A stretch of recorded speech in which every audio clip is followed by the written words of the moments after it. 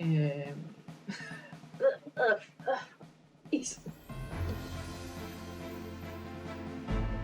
Hello, welcome to the stream. My name is Mar. I'm the founder of an animation studio here in Tokyo, in Japan, where it's raining a lot.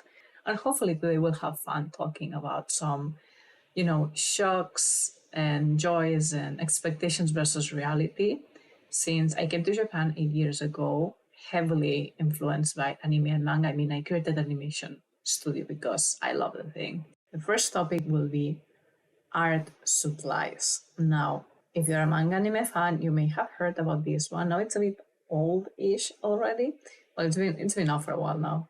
So this Bakuman is an anime story that I watch, and it's about mangakas, so people making comics in Japan, and they have a lot of utensils and things that I didn't have access back in Spain. I was living in a town that's somewhat close to Barcelona, the capital of my area.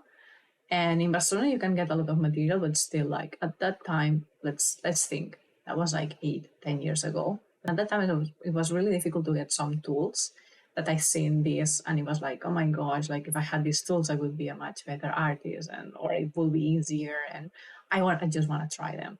So when I came to Japan and discovered, like thanks to someone who mentioned the shop when I was like in the Japanese language school, mentioned like there's this shop.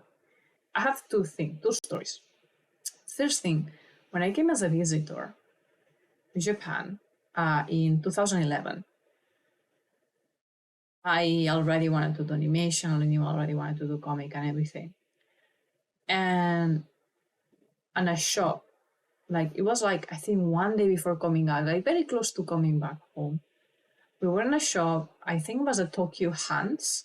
It's a shop that has like a lot of like DIY and furniture and leathers and just a variety of home stuff and supplies, just like supplies, right? And they had a light table. And I have never seen a light table before coming to Japan. Maybe I saw some, but like maybe in a school or in a very specific situation. I never saw one in a shop. I don't think I could even see something in a decent price online. I really wanted it, and I think I almost cried when I realized I could get a light table. And I bought it. I still have it, so it went to Spain and it came back to Japan when I moved.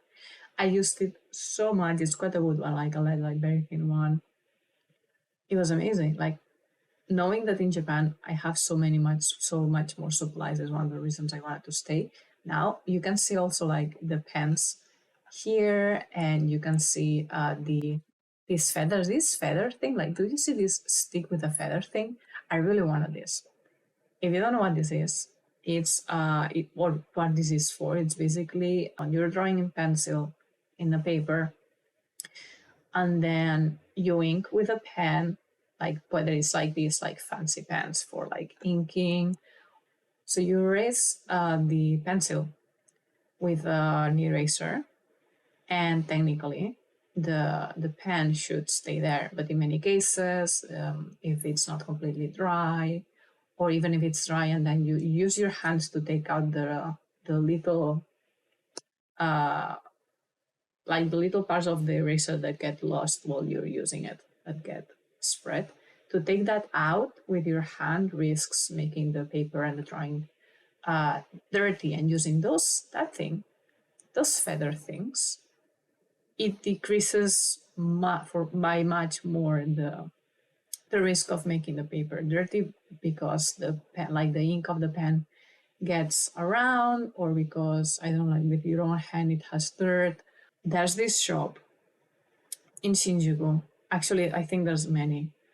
Like thanks to a friend in the Japanese language school, that there's this shop that it's a stationery, but it's for all things, and it has different floors. It's called Sekaido. It's super recommended, and it has everything I can think of in stationery. It has this type of pens. It has the feathers. It has the gray tones, like the gray tones that you stick on the comic. Oh my gosh. So hold on a moment. I'm bringing these two boxes. This is a more traditional, like painting thing. a brush that is very classically used. I hope you can hear me well. The brush that is classically used in background painting. Like all these brushes are there for, okay, let me, so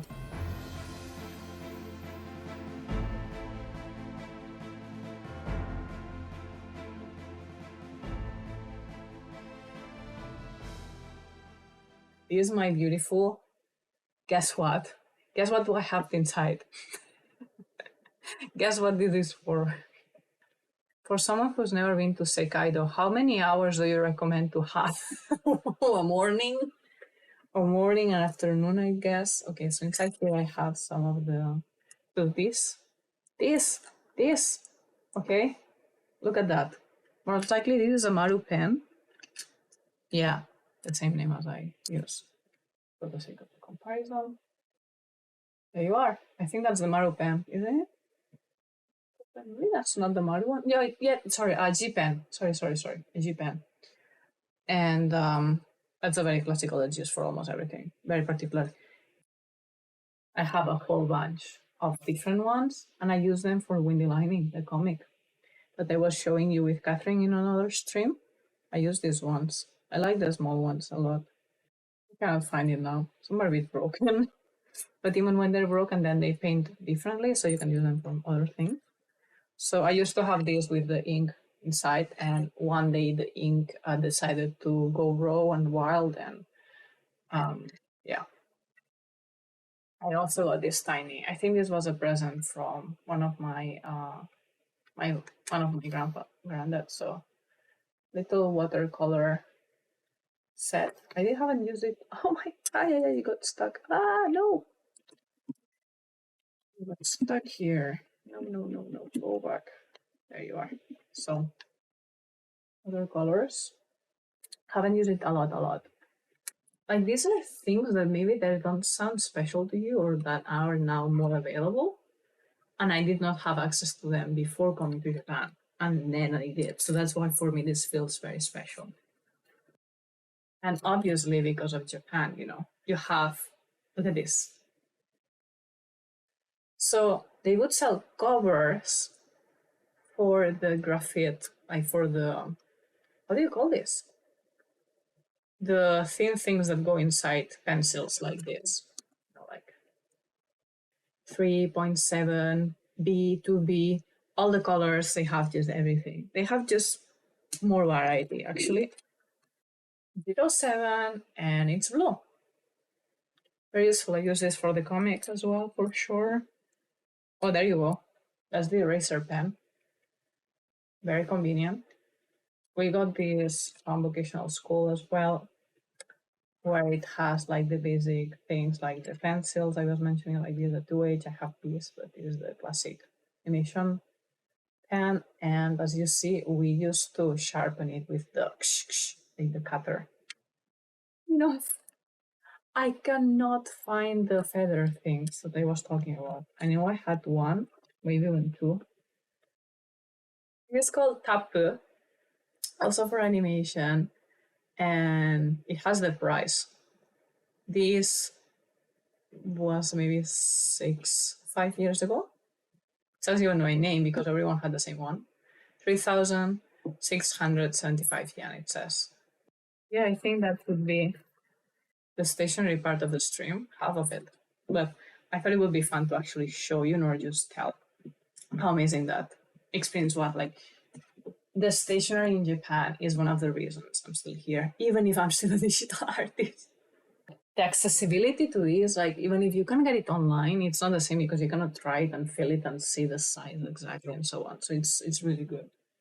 So that was like that was for stationery in terms of expectations and realities. So I knew that in Japan I would have access to more things. I didn't know that I would find things I didn't know that didn't exist, and then I needed them and I used them and I was like, oh, good.